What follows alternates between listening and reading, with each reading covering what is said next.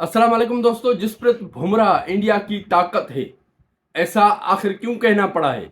सब लोग यही कह रहे हैं, लेकिन कुछ दोस्त यहां पर ऐसा भी कह रहे हैं कि भाई उन्होंने एक विकेट लिए, बाकी तो दूसरे बॉलर्स ने विकेट लिए।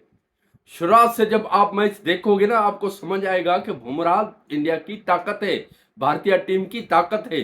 जब बुमराह नहीं था टी20 में तो उन्होंने कोलैप किया, यही इंग्लैंड टीम इनको शिकस्त देती गई और बड़े बड़े मार्जिन से शिकस्त दी।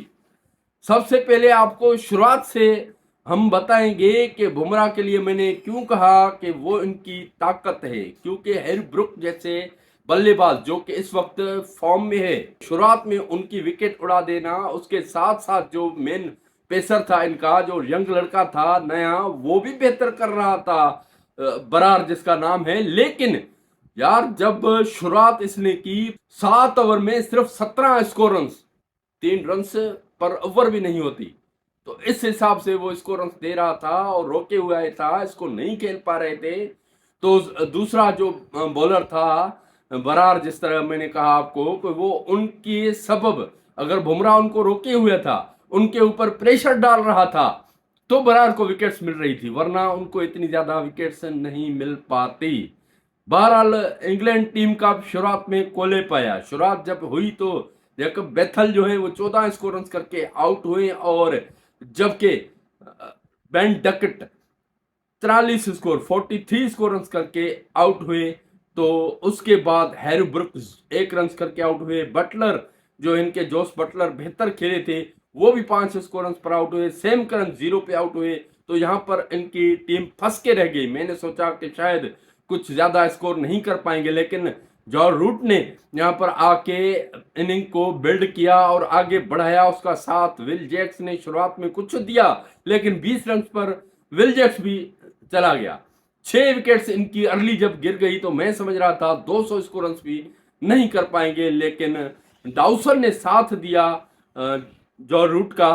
तो डाउसन ने 68 स्कोर रन किए, 83 गेंदों पर 6 चौके, 1 छक्का मारा, 81 के स्ट्राइक रेट से खेला। जोफ्रा आर्चर ने आते साथ इंटेंट जरूर दिखाया, लेकिन 6 गेंदों का सामना करके सिर्फ 12 स्कोर रन कर पाया। 1 छक्का, 1 चौका मारा, 2 छक्के उसी ओवर में लगे थे। एक मारा था उस वक्त जो रूट ने, एक मारा था जोफ्रा आर्चर ने।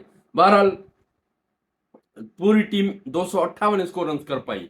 वैसे ये इतना अच्छा टारगेट नहीं, लेकिन जिस तरह से इनका कोलैप हुआ था, ऐसा लग रहा था 200 भी नहीं कर पाएंगे, लेकिन 258 स्कोर रन करना जो रूट की मेहनत के सबब और उसके अलावा डाउसन की मेहनत के सबब यहां तक पहुंचे, वरना सारे कोलैप कर चुके थे।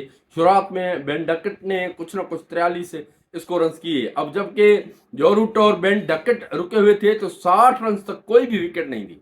60 रन से 0 विकेट, और तकरीबन मेरे ख्याल में 12.2 या 3 ओवर हुए थे। 13वें ओवर में जाके 61 रन पर विकेट गिरी है।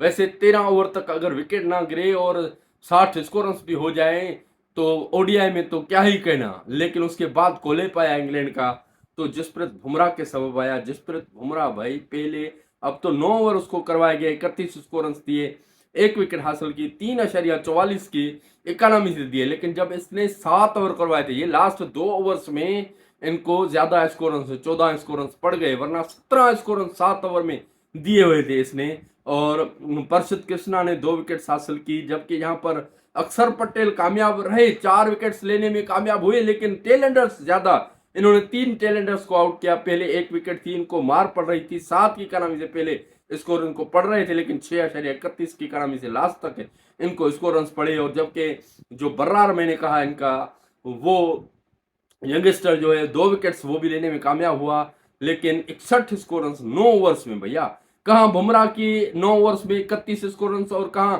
61 स्कोर रन बरार के। लेकिन बरार को 2 विकेट्स मिली इसी सबब, जब बुमराह को वो नहीं खेल पा रहे थे तो बरार की बॉलिंग पर तेज खेलना चाहते थे, तो इसीलिए ही विकेट मिली, वरना ना मिल पाते। बहरहाल 258 स्कोर रन कर लिए यहां इंग्लैंड ने। अब देखते हैं कि क्या होता है, क्या ये इंडिया चेस करेगा या फिर वो भी फंसेंगे। आप अपनी राय कमेंट्स में जरूर दीजिएगा। अब तक के लिए इतना, मिलते हैं अगली वीडियो में। खुदा हाफिज।